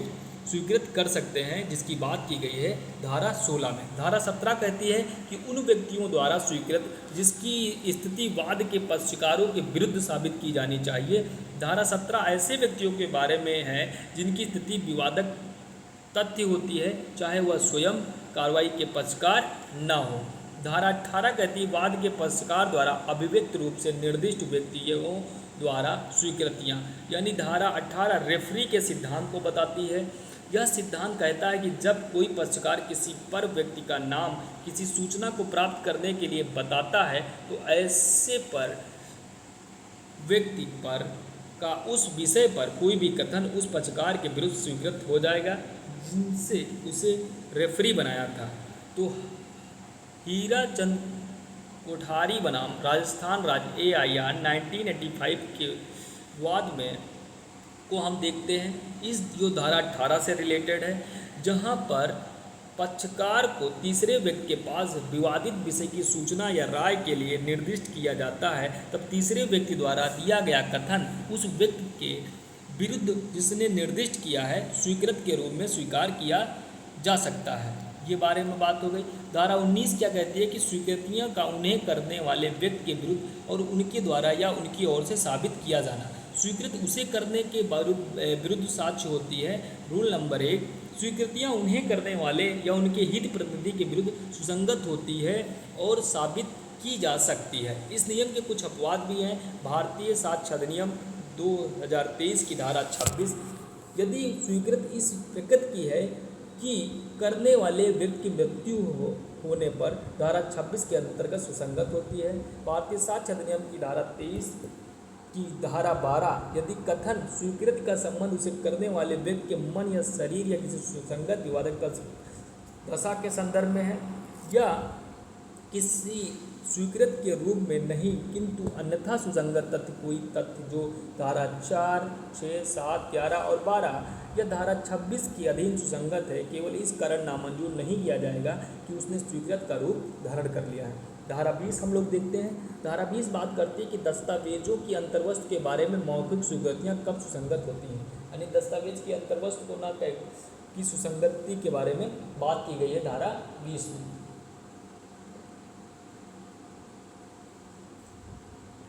धारा 20 क्या कहती है कि दस्तावेजों की अंतर्वस्त्र की मौखिक स्वीकृतियाँ सुसंगत नहीं होती हैं। इसके दो अपवाद हैं। जहाँ दस्तावेज का द्वितीयक साक्ष्यग्राह्य है, BSA 2023 की धारा 60 के अनुसार वहाँ पर मौखिक स्वीकृतियाँ दस्तावेज के अंतर्वस्त्र में सुसंगत होती हैं। जहाँ पर दस्तावेजों का असली होना प्रश्नगत है, वहाँ पर मौखिक स्वीकृतियों को स्वीकार कर लिया जाएगा। धारा 21 सिविल मामलों में स्वीकृतियाँ कब सुसंगत होती है, उनके बारे में कुछ नियम हैं।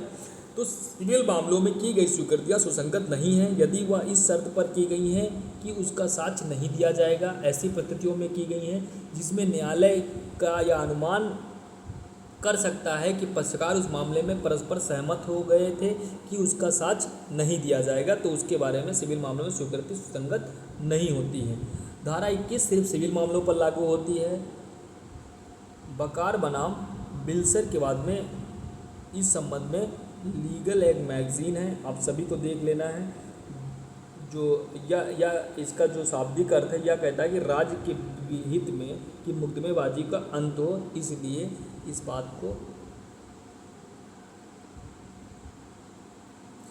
फिर अगली हम जो बात करेंगे धारियाँ संस्वीकृतियों की, तो भारतीय साक्ष्य अधिनियम 2023 में स्वीकृत की परिभाषा नहीं, संस्वीकृत की परिभाषा नहीं दी गई है। सन 1939 में इससे पहले सर स्टीफन की स्वीकृत की परिभाषा को आपराधिक मामलों में संस्वीकृत के रूप में प्रयोग किया जाता था। सन 1939 के बाद पाकला नारायण स्वामी के बाद में स्वीकृत की परिभाषा को दिया गया था। सन 1952 में पलविंदर कौर के मामले में संस्वीकृत को स्पष्ट किया गया। सन प्लस स्वीकृत यानी अपराध की पूर्व स्वीकृत या उन सभी तथ्यों की स्वीकृत जिनसे मिलकर अपराध बनता है या अपनी प्रकृति से निश्चायक होती है। धारा 22 कहती है कि उत्पीड़न, धमकी, प्रपीड़न या वचन द्वारा कराई गई स्वीकृत दांडिक कार्रवाई में कब विसंगत होगी। न्यायालय को प्रतीत है कि अभियुक्त की जो संस्वीकृति है जो उसके विरुद्ध आरोप के बारे में है वह किसी उत्पीड़न, धमकी या वचन द्वारा कराई गई है, तो ऐसी संस्वीकृति सुसंगत नहीं की जाएगी। यदि संस्वीकृत उत्पीड़न, धमकी, प्रपीड़न या वचन के प्रभाव के पूर्णतः दूर होने के बाद सुसंगत होती है। निशिकांत झा बनाम बिहार राज्य कथन संस्वीकृत नहीं है, दोष मुक्ति और दोष। धारा 23 जो बात करती है पुलिस अधिकारी से की गई संस्वीकृत, पुलिस अधिकारी से की गई कोई भी संस्वीकृत को अपराध के अभियुक्त के विरुद्ध साबित नहीं की जाएगी जब तक कि वह साक्षात मजिस्ट्रेट की उपस्थिति में नहीं की जाती। लेकिन अभियुक्त पुलिस अभिरक्षा में है और ऐसा कोई कथन करता है जिससे किसी तथ्य की खोज होती है तो उतनी साबित की जा सकती है। आफ्ताब अंसारी बनाम उत्तराखंड राज्य AIR 2010 के मामले में आरोपी ने स्वेच्छा से उस स्थान का खुलासा किया जहां उसने मृतक के कपड़े रखे थे, वहां उसने खून से सनी हालात में बरामद किया। स्वैच्छिक प्रकटीकरण धारा 27 अब धारा 25 में स्वीकृत तथ्य के रूप में सुसंगत किया गया था। धारा 27 एविडेंस एक्ट के प्रावधान धारा 23(1) PSA के अंतर्गत जोड़ा गया है। धारा 24 बात करती है कि साअभियुक्त की संस्वीकृति, ये धारा 32 में पहले बात की गई थी। साबित संस्वीकृति को जो उसे करने वाले व्यक्ति और एक ही अपराध के लिए संयुक्त रूप से विचारित अन्य को प्रभावित करती है, विचार में लेना। साअभियुक्त की संस्वीकृति को दूसरे अभियुक्त के विरुद्ध विचारण में कहाँ लिया जाएगा? एक ही अपराध हो, अपराध की एक ही अधिक व्यक्तियों ने किया हो, संयुक्त विचारण हो, तब सब अभियुक्त की संस्वीकृति के विचार किया जा सकता है। तो इस तरीके से धारा हम लोग 25 देखते हैं कि संस्वीकृति निश्चायक सबूत नहीं है किंतु विबंध का कार्य करती है। ये बात कहाँ पे की गई? तो धारा 25 में स्वीकृतियाँ स्वीकृत विषयों का निश्चायक सबूत नहीं है किंतु वे इसमें इसके पश्चात अंतर्विहित उपबंधों के अधीन विवादक के रूप में परिवर्तित हो सकेंगी। तो दोस्तों हम यहीं पर इस वीडियो को रोक देते हैं। अगली वीडियो हमारी नेक्स्ट धारा से बनेगी। तो अब सभी ने धैर्यपूर्वक हमको पढ़ा सुना, कुछ चीज़ें मैंने जल्दी में कर दिया है, उसको मैं अंतिम जब क्लास हम आपकी लेंगे क्लास में ही आपको बता दूंगा। और यूट्यूब पे मैंने ये अपलोड कर दिया है। और अब सभी ने इतनी देर तक हमारे साथ बने रहे इसके लिए बहुत बहुत धन्यवाद। जय हिंद।